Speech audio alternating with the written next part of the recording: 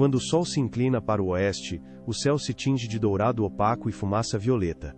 A Bretanha respira mais fundo, o ar nas colinas torna-se mais denso, como se a própria terra prendesse a respiração. As florestas antigas começam a sussurrar baixinho, mas insistentemente. Não é apenas o vento, não são apenas as folhas balançando ao vento. É a memória da terra, dos espíritos e do próprio tempo. Na fronteira entre a luz do dia e a escuridão que se aproxima, quando os pássaros silenciam e os vagalumes ainda não acordaram, começa o tempo de outros sons. O estalo de um galho sob a pata da raposa, o tilintar de uma corrente na capela abandonada. Sussurros nos quais o ouvido ouve mais do que som e sentidos. Ele ouve uma história. Nestes momentos, junto às fogueiras que aquecem as moradias de musgo e os salões de pedra, renascem palavras, palavras em que se fundem mentira e verdade, medo e esperança. Hoje você ouvirá uma delas, uma história que não nasceu em um só dia. Uma história que, talvez, vive em cada pedra, na poça após a chuva, na viela esquecida de Londres. A história do menino que não conhecia seu nome, até que o nome o chamou a si mesmo. Do rei sem coroa, do guerreiro sem espada, da esperança gerada pela escuridão. Falaremos dele, Arthur, mas muito antes de a espada brilhar na pedra sob o sol da manhã, muito antes de Camelot, a távola redonda, cavaleiros e canções. A história começa com uma visão. No fundo da floresta, entre árvores antigas, estava um velho. Ele era chamado de várias formas. Louco, profeta, eremita, mas seu nome era Merlin. Suas roupas eram feitas de lã e folhas. Seu olhar ultrapassava os limites do tempo. Ele estava aos pés do círculo de pedras com um cajado fumegante na mão, não como arma, mas como chave. Pela fenda das pedras escapava uma névoa incomum, aquela que traz imagens. Merlin via um trono em chamas, uma criança em uma gota de sangue, sangue na terra, vento nas bandeiras que chamavam para a batalha. Ele viu um menino com uma camisa desgrenhada, nos olhos do qual brilhava uma estrela. A Bretanha estava dilacerada. Reis se levantavam e caíam como folhas ao vento, e as pessoas esqueciam a antiga fé e a conexão com a terra. O equilíbrio se mantinha por um fio tênue, que Merlin segurava em seu cajado. Ele sabia, era a hora do rei, não do tirano ou conquistador, mas daquele que serviria a terra e a escutaria. O rei que conhecerá o medo e a dor, mas escolherá a luz. E então, na floresta úmida, começará uma nova era. A era da esperança e das mudanças, que aquele menino com a estrela nos olhos trará. Sobre as cinzas da fogueira, Merlin começou a criar. Ele tecia feitiços não com palavras, mas com pensamento, não com gestos, mas com o espírito. Ele semeou a semente da história na terra que adormecia sob as névoas. O rei Uther Pendragon era poderoso e sua espada cantava em baladas. Os inimigos tremiam ao ouvir seu nome, mas junto com a força nele vivia o silêncio, como uma sombra. Nas longas noites de inverno, nos aposentos com tapeçarias e troféus de batalhas, ele escutava o silêncio. Não a voz do inimigo o perturbava, mas o vazio e a solidão. Através das chamas da lareira e do ouro da coroa, ele buscava um olhar, familiar, caloroso, que não estivesse sob o domínio do trono. Um herdeiro que aceitasse o fardo de toda a Bretanha. Seu reino crescia, mas junto com ele crescia a ameaça. Sem herdeiro, após a morte de Uther, começaria a confusão e a guerra pelo trono. Um dia ele a viu, Igraine, a bela e inacessível esposa do duque de Tintagel, um dos vassalos mais orgulhosos de Uther. Uther não conseguia esquecer Igraine nem pela manhã, nem depois de dias. Em sua voz, soava o oceano. Em seus movimentos o ritmo das danças antigas. Nos olhos de Igraine, havia um conhecimento silencioso de algo perdido pelo próprio rei. Mas ela era inalcançável, e qualquer passo em sua direção era um passo para a guerra. Então Uther chamou Merlin e disse: "Ajude-me." Sua voz estava cheia de esperança e apreensão diante do futuro desconhecido. Como rei, como homem. Merlin ficou em silêncio por um longo tempo, depois disse que essa aliança traria ao mundo um grande rei. Mas ele exigiu que lhe entregassem a criança, o filho do rei. Merlin explicou: "O filho não será seu, ele pertencerá à Bretanha." O rei, cerrando os punhos, assentiu em sinal de concordância. Então começou o mistério e a magia de Merlin. Na noite em que o céu foi rasgado pelo trovão e as ondas batiam nas rochas, os guerreiros se preparavam para a batalha nas muralhas de Tintagel. Merlin mudou a aparência do rei Uther. O rei entrou no castelo não como inimigo, mas disfarçado de Tintagel. Igraine, enganada pelos encantos, o deixou entrar sob o estrondo das tempestades e o tilintar das espadas. Naquela noite foi concebido um menino, cujo nome se tornaria uma lenda. Arthur. Mas Merlin lembrou sua condição.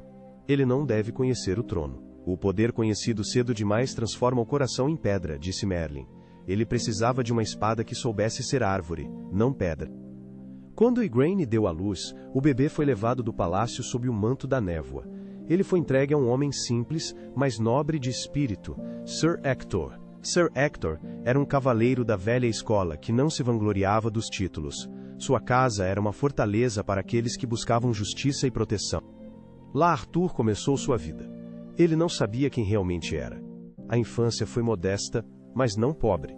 Brincadeiras na lama, duelos com espadas de madeira. Aulas de equitação, caça e contos ao redor da lareira acompanharam sua infância.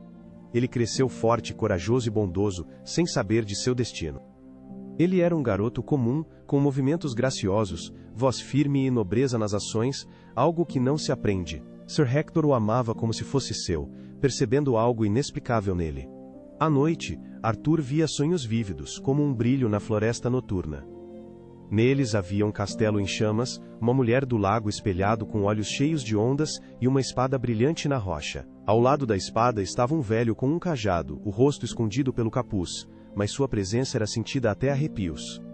Arthur acordava com respiração pesada e coração batendo como um tambor em marcha. Ele não entendia essas imagens, mas sentia sua importância. Não era um chamado, voz ou profecia. Era sangue lembrando o destino, uma memória mais profunda que palavras e um propósito esperando resposta. Anos se passaram como um lampejo da espada na penumbra. O rei Pendragon, grande conquistador e governante, caiu. Uns falavam do inimigo, outros da tristeza, mas ele não nomeou um herdeiro. Com o rei se foram a esperança e o poder, o reino caiu em confusão, e ninguém sabia quem seria o próximo governante, nem se ele poderia cumprir o destino. A Bretanha, antes unida por uma vontade de ferro, rachou em pedaços. Senhores, duques e barões, donos de qualquer pedaço de terra, buscavam se proclamar rei. A coroa virou um som vazio, castelos queimavam, fortalezas eram sitiadas pelos vizinhos, estradas antes guardadas ficaram cobertas de ervas e medo. As pessoas temiam viajar, o comércio parou, e a confiança desapareceu entre todos, mas entre as cinzas restava a esperança. Merlin observava, sem intervir nas disputas e sem escolher lados. Ele, como um antigo carvalho, permanecia acima do vento, vendo mais do que a terra. Merlin sabia que o tempo havia chegado. Entre as ruínas do grande Londinium, onde os romanos derramavam bronze e sangue, ele ordenou que fosse colocada uma enorme pedra negra com uma espada, como se fosse uma pedra nascida da espada. Na lâmina da espada estava gravado: aquele que me extrair será o verdadeiro rei da Britânia. O boato sobre a pedra profética espalhou-se como uma tempestade pelas planícies. Os lordes enviaram os melhores cavaleiros. Em armaduras, com troféus, estandartes, músicos e sacerdotes, eles se reuniam para tentar puxar a espada da praça. Um gritava, apertando o cabo até os nós dos dedos ficarem brancos. Outro rezava de joelhos. O terceiro tentava com a ajuda de cavalos. A espada permanecia imóvel, apesar de todos os esforços. Alguém clamava aos deuses, outro aos espíritos antigos. Os meses passavam. O inverno deu lugar a novos tempos, mas a espada ainda permanecia na pedra, esperando seu verdadeiro dono. Na primavera, a pedra tornou-se local de peregrinação, arena e entretenimento. Mas a profecia permanecia em silêncio. No dia do torneio em Londinium chegaram 2 cavaleiros, Arthur e Kay, seu irmão adotivo. Eles chegaram não como heróis ou mensageiros do destino, mas apenas como espectadores. Kay era orgulhoso e brusco, deveria participar, mas uma hora antes do início a espada desapareceu. Kay gritou: Arthur, corre, encontra outra espada para mim e rápido. Arthur, dócil e fiel, saiu correndo para procurar armeiros, mas todos estavam ocupados ou trancados. Então Arthur virou na viela e saiu na praça. Lá ele viu a pedra com a espada cravada nela. Ele não conhecia a profecia, apenas pensou que a espada estava livre. Arthur aproximou-se, colocou a mão na empunhadura e puxou a espada sem esforço. Ela saiu da pedra facilmente, como uma flecha do carcaj. Atrás, ouviu-se um grito, as pessoas começaram a se reunir. As primeiras pessoas expressaram raiva. O que você está fazendo? Depois descrença, então silêncio. Todos ficaram em silêncio. Quem é você? Perguntaram a ele. Arthur respondeu: Eu sou Arthur, filho de Sir Hector. A multidão murmurou. Alguns se indignaram, outros riram. Começou uma nova história, ligada ao jovem Arthur e seu destino. Coincidência vazia. É um truque. Ele apenas chegou antes. Que ele tente de novo. Arthur, envergonhado, colocou a espada de volta na pedra e, a pedido da multidão, a retirou repetidas vezes. A espada obedecia apenas a ele. Nenhum dos cavaleiros, nenhum dos nobres senhores conseguia movê-la nem um centímetro. Na beira da praça, estava um homem com um manto cinza, quase se confundindo com a multidão. Ele não deu nem um suspiro, nem um gesto, apenas sorriu silenciosamente. Era Merlin. Ele sabia quem era aquele garoto. Sabia desde aquela noite em que o tirou de igreja. Ele esperava por aquele dia. Desde então a história mudou. Primeiro relutantemente.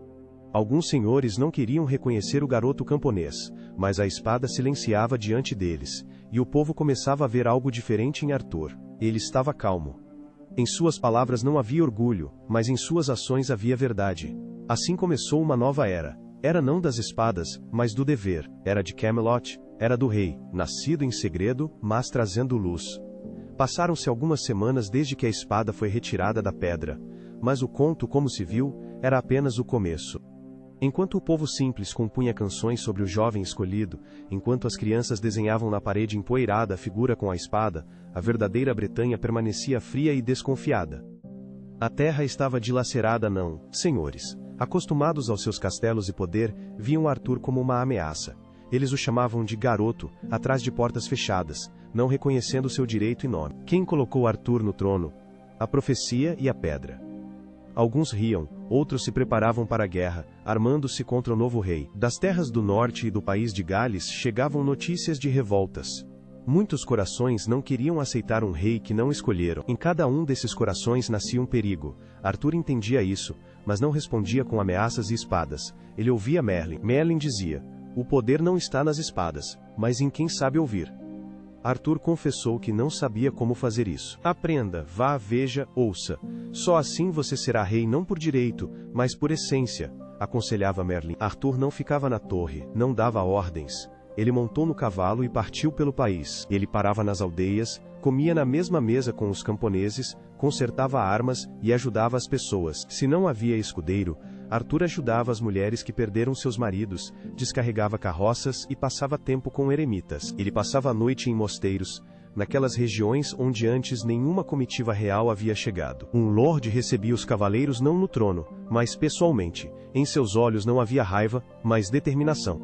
Ele não provava poder, mas o inspirava, não exigia lealdade, ela era dada por si mesma. A cada dia, o círculo de seus seguidores se fortalecia. O primeiro foi Sir Bedivere, veterano sem uma mão, mas com dignidade. Depois Sir Kay, irmão adotivo, primeiro ciumento, depois leal. Depois veio Sir Gawain, ardente e justo, e Sir Pellinor, caçador de monstros. Sua aliança se mantinha firme na lealdade e no respeito mútuo. Finalmente, com um navio vindo do mar sob um sol estrangeiro, chegou Lancelot, o nobre cavaleiro errante. Ele ouvira falar do Lorde e quis vê-lo pessoalmente. Lancelot aproximou-se de Arthur sem se curvar, mas, olhando nos olhos, ele mesmo se ajoelhou. Você não parece um rei, disse ele. Tudo bem, respondeu Arthur. Eu não quero parecer, eu quero ser verdadeiro, disse Arthur. Merlin, vendo o momento, tirou um velho pergaminho com a imagem da mesa redonda. Este será o seu símbolo, disse Merlin. Aqui ninguém está acima de ninguém. Nem você, nem eles, nem mesmo eu. Você é o primeiro entre iguais. Assim começa a Nova Bretanha. Assim surgiu a mesa redonda. Ela foi montada na floresta, símbolo de um novo tempo, onde igualdade e honra se tornaram a base para todos. Os habitantes das planícies, sob a sombra dos antigos carvalhos, reuniram-se para o primeiro conselho sem armas. Ali falavam não de conquistas, mas de justiça, não de inimigos, mas do valor da paz. Cada cavaleiro fazia um juramento de servir ao ideal, e não à obediência cega. Ideais como luz na caverna, são vistos de longe mas ferem os olhos de quem está acostumado a viver na sombra. No norte, levantou-se o Lord Worthing, velho e temível. Ele não reconheceu Arthur, e o considerou um impostor. Ele reuniu um exército para a primeira batalha verdadeira. A noite antes da batalha estava fria. Os guerreiros afiavam silenciosamente suas lâminas, e escreviam cartas para suas famílias. Arthur sentava-se junto ao fogo sozinho, com as tochas apagadas. Merlin aproximou-se de Arthur. Amanhã você conhecerá o valor do seu nome, disse ele. Arthur respondeu, não temo por mim, temo matar aquilo pelo qual vivo. Merlin disse, seu sangue não é sua força, sua verdade está aqui. Se ela não vacilar, ninguém poderá te quebrar. Naquele dia, Arthur não ordenou o ataque. Arthur avançou sozinho. Até aqueles que vinham para matá-lo o ouviram. Ele falava da terra que é maior que as guerras, do país onde os lordes não são senhores. Ele falava dos servos, da honra, do perdão. Suas palavras eram mais fortes que a espada, e nelas vivia a esperança de paz e justiça. Um novo mundo começou com uma batalha que durou pouco. Worthing lutou ferozmente, mas Arthur parou a espada e a abaixou, poupando o inimigo. Mate, disse Worthing, eu te ofereço não a morte mas um lugar à mesa. Worthing se curvou, e assim foi vencido o primeiro inimigo da Nova Bretanha. A vitória foi alcançada não pela força, mas pela justiça. Arthur tornou-se não apenas rei, mas aquele que a própria terra esperava com seu destino e esperança. Os anos passaram, e Camelot ergueu-se sobre as terras como um farol de esperança. Arthur tornou-se uma lenda, fortalecendo seu poder a cada vitória e ampliando sua influência com alianças. As fronteiras da Grã-Bretanha agora eram demarcadas não por espadas, mas pelo respeito dos aliados.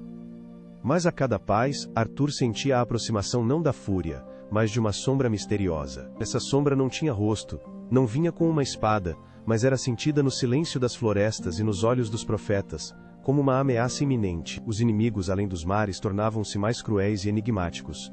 Eles sussurravam feitiços em vez de gritos de guerra, mudando a natureza da guerra e da ameaça. Arthur via como o mundo mudava e entendia que a espada forjada pelo homem já não seria suficiente para proteção e vitória. Merlin sabia disso antes de Arthur. Ele ficou em silêncio por muito tempo, até que numa noite, quando o silêncio de Camelot era como a respiração de uma fera, ele se aproximou do rei. Para onde?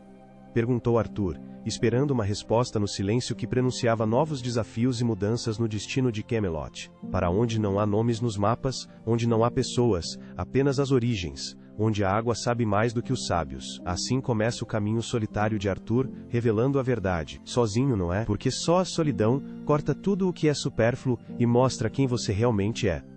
Arthur montou no cavalo e partiu antes do amanhecer. Sem dizer a ninguém, apenas o vento conhecia o caminho.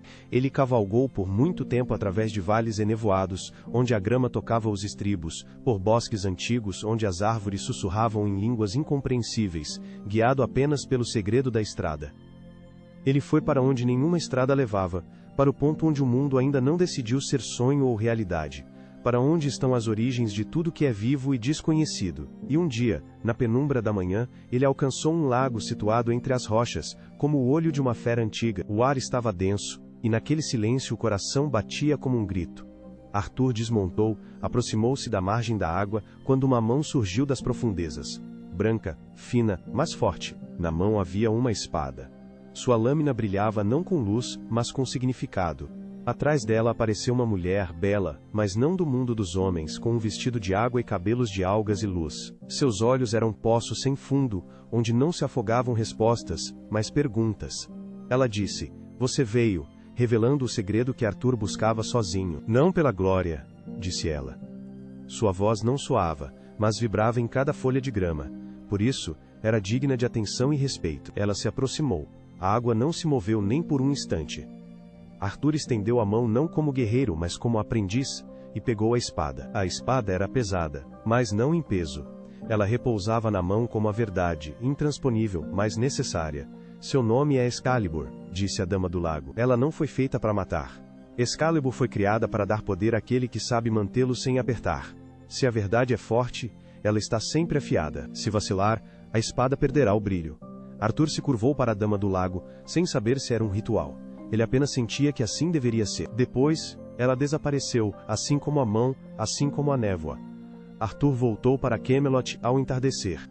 A espada estava no cinto, a lâmina não brilhava, mas todos os guerreiros recuavam. Os guerreiros sentiam a força da lâmina, que falava mesmo no silêncio. Merlin encontrou Arthur em silêncio, apenas acenou, dizendo, um nó do destino foi apertado. Mas ainda há muitos fios pela frente, acrescentou Merlin.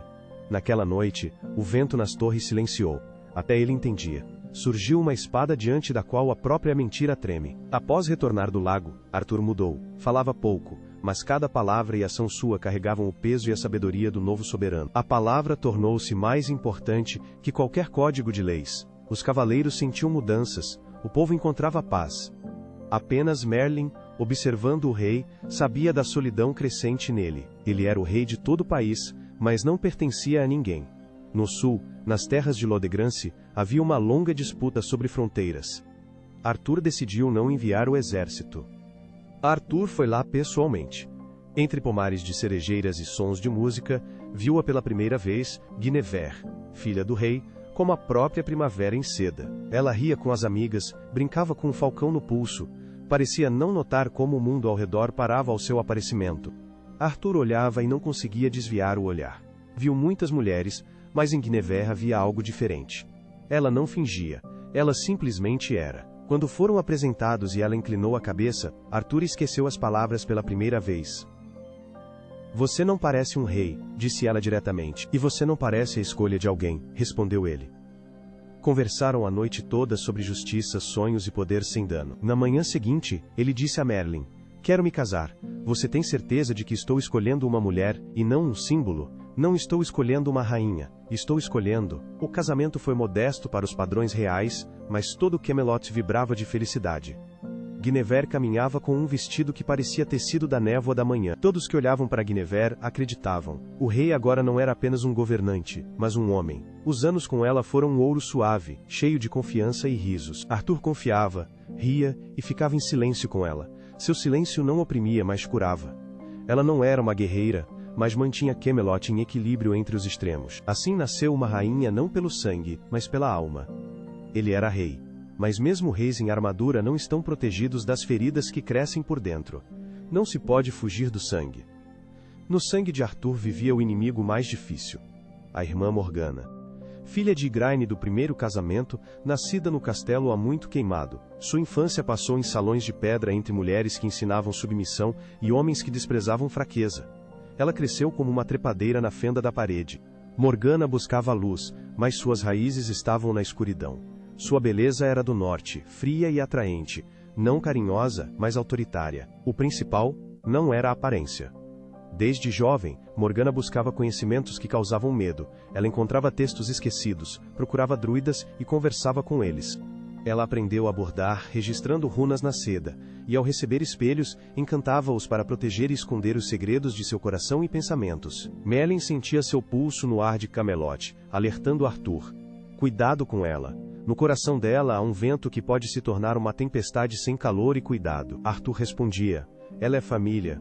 Não tenho medo quando se trata dos próximos. Você confunde sangue com verdadeira proximidade, Merlin.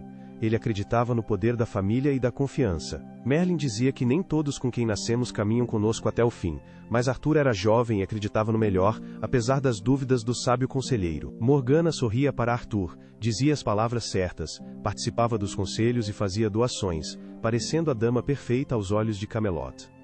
Mas fora de Camelot, Morgana construía outra coisa. Nas terras do norte reunia apoiadores entre os ofendidos e aqueles que não encontraram lugar na nova ordem. Ela não exigia sangue, mas oferecia sentido. Vocês não precisam se curvar.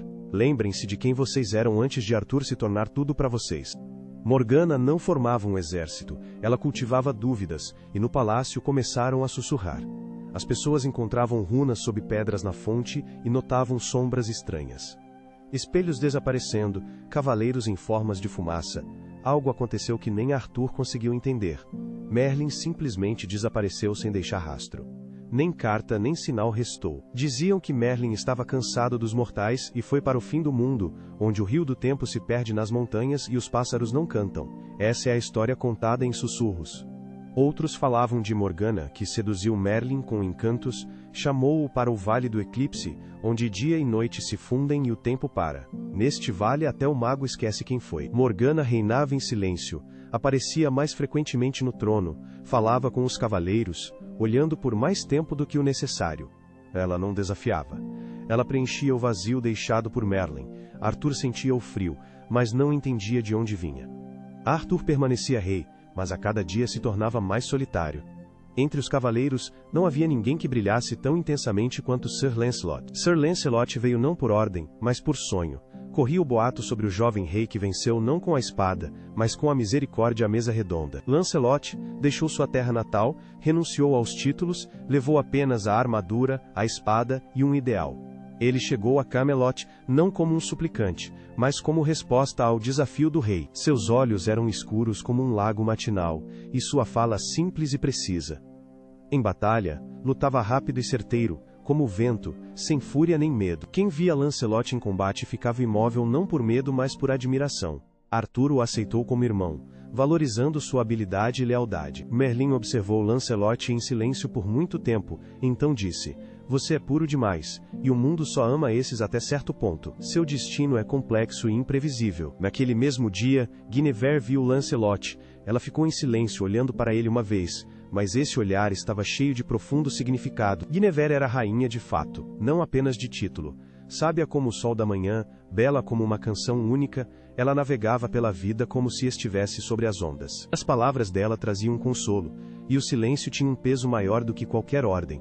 Ela era uma força que acalmava corações e guiava destinos. Arthur amava Guinevere profundamente, mas com moderação. Seu coração estava dividido entre ela e a Bretanha. Ele não podia pertencer a ela completamente, permanecendo rei. Lancelot estava por perto, muito perto. Seus olhares eram inocentes no começo, depois vieram conversas reservadas, e finalmente, silêncios onde tudo foi dito. Esses silêncios eram longos, cheios de significado. Eles falavam sem palavras, entendendo-se sem explicações, como guardando um segredo que não podia ser revelado. Ambos lutavam com isso. Guinevere com orgulho, Lancelot com honra. Mas sentimentos, uma vez rompendo a armadura, não conhecem palavras como dever ou proibição. Lancelot partia para campanhas por um mês e voltava em silêncio. Guinevere o acompanhava com o olhar e ia para o jardim, onde ninguém via suas lágrimas. Eles sabiam que machucavam Arthur, mas não eram maus. Eram apenas pessoas sujeitas às paixões e fraquezas de seus corações. Arthur suspeitava: um rei que ouve a terra não pode deixar de ouvir a rachadura em sua própria casa. Ele sabia, mas não perguntava, não por medo mas por dor. Ele entendia: se dissesse, tudo vai quebrar, ele mesmo se quebraria.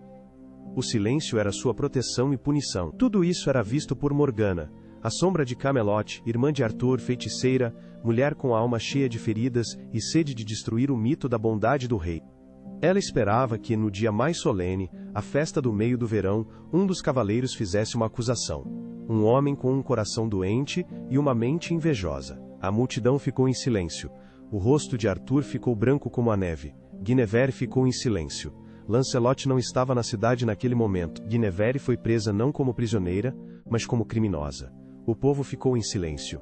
Até o vento parecia ter parado, pressentindo o desastre. Mas ao amanhecer, Lancelot voltou. Ele não gritou. Ele não lutou nem exigiu nada. Ele veio por ela. Não pela glória nem pela verdade, mas somente por ela. Ele a arrancou da prisão, afastou a guarda como uma tempestade de folhas e desapareceu tão rápido. Camelot estremeceu com esse evento. Alguns cavaleiros deixaram Camelot. Alguns foram para Lancelot. Outros simplesmente desapareceram. Os demais ficaram, mas seus olhos perderam o brilho de antes. A confiança se foi. A integridade desapareceu. A távola redonda deixou de ser redonda. Surgiu uma rachadura, que não a destruiu imediatamente, mas iniciou a contagem regressiva. Arthur ficou, olhou para sua espada, e não sabia se ainda precisava. Quando o coração silencia, a destruição nem sempre vem com um grito. Às vezes a destruição se esgueira, às vezes fica ao lado, às vezes veste um rosto no qual você reconhece a si mesmo. Às vezes ela sussurra. Esse sussurro se chamava Mordred. Mordred era filho de Arthur, mas esse fato nunca foi mencionado nos salões de pedra, não foi escrito nas crônicas e nem cantado nas baladas. Ele nasceu no pecado numa noite distorcida, da qual o rei desviava o olhar. Sua mãe era Morgana, um segredo que as paredes de Camelot sentiam. Mordred cresceu sozinho, não na pobreza, mas no afastamento. Ele sabia que seu sangue era real. Nisso estava sua força e sua maldição. Ele aprendeu a observar, estudar o mundo ao redor, escondendo seus sentimentos e segredos, sobrevivendo na sombra de uma grande história que o rejeitava. Quando os outros falavam, Arthur aprendia a esperar enquanto eles se lançavam para frente. Em sua alma não ardia a fúria, mas reinava um silêncio perigoso, como um arco tensionado. Ao saber de Mordred, Arthur tentou agir corretamente. Ele o aproximou, deu o título e o direito de estar perto, dizendo: sangue é sangue. Se rejeitares a família, tornarás a raiz da guerra, dizia Arthur, mas algo em Mordred não se fixava. Ele andava pelos salões alheios, sorria de forma contida, mas sem alma. Sua voz era calma, mas nessa calma não havia paz. Ele não sonhava com o trono, esperava pacientemente seu momento. Camelot rangia sob o peso do passado. Arthur ouvia quando os pilares caíam, um observador calmo da destruição. Merlin não voltou. Lancelot desapareceu no exílio, perdendo tudo pelo que viveu. Guinevere foi para o mosteiro, vestida de branco, com olhos vazios. Arthur não se via mais refletido nela. Então Mordred entendeu. Sua hora havia chegado. Ele reuniu o exército não como conquistador, mas como herdeiro. Sou o filho do rei. Se o rei não protege a coroa, quem o fará senão eu? Declarava Mordred quando Camelot começou a rachar. Alguns cavaleiros duvidaram, outros se cansaram. Arthur ficou sozinho, sem justiça e amor, segurando apenas a espada. E então começou a batalha, decisiva e inevitável, onde o destino de Camelot pendia por um fio. O amanhecer estava nebuloso em Camlann, os sons das trompas gemiam no ar, a terra tremia não pelos passos, mas pela sensação dos eventos vindouros. Arthur vestiu a velha armadura, não a cerimonial, mas aquela que usava na juventude. Ele já não era jovem, mas naquele dia tornou-se ele mesmo. Entre gritos, aço, sangue e poeira, eles se encontraram, pai e filho, rei e destruição. Eles ficaram em silêncio, apenas cruzaram as espadas. Excalibur e a lâmina negra de Mordred se chocaram. Verdade e desespero, luz e sombra se enfrentaram em seu duelo. Ambos caíram. A espada de Mordred perfurou o peito de Arthur, e a espada de Arthur entrou no coração do filho. Tudo silenciou após essa batalha. Os cavaleiros leais recolheram o rei moribundo. Eles não choraram, olharam para o chão, como se naquele momento tivessem se tornado parte dele. Arthur foi levado ao lago, onde sua lenda começou. Ele olhou para a água e sussurrou: tudo deve voltar para onde veio. Sir Bedivere, que seguiu o rei até o fim, levantou Excalibur e o lançou na água. A água tremeu. Da água surgiu uma mão branca de outra realidade, pegou a espada e desapareceu, deixando ao redor um silêncio misterioso. Apareceu uma barca negra sem velas, deslizando sobre a água como se fosse vidro. Nela estavam 3 mulheres vestidas de branco. Os rostos das mulheres eram calmos e eternos. Elas não estavam tristes, sua presença era enigmática e perene. Elas levaram Arthur e o conduziram para a névoa, para Avalon. Até hoje ninguém sabe se ele morreu ou não, seu destino está envolto em mistério. Uns afirmam que ele está morto, outros acreditam que ele está dormindo e acordará quando a Bretanha precisar de um rei para salvar o país. Assim termina esta história, não com um rugido alto, mas com um sussurro suave, como na noite onde as chamas na lareira já se apagaram, as espadas silenciaram, e nas névoas só se ouvem novamente as lendas, que vivem na sombra e guardam antigos segredos. Feche os olhos e permita que este conto te leve ao sono, a um mundo onde as lendas não morrem apenas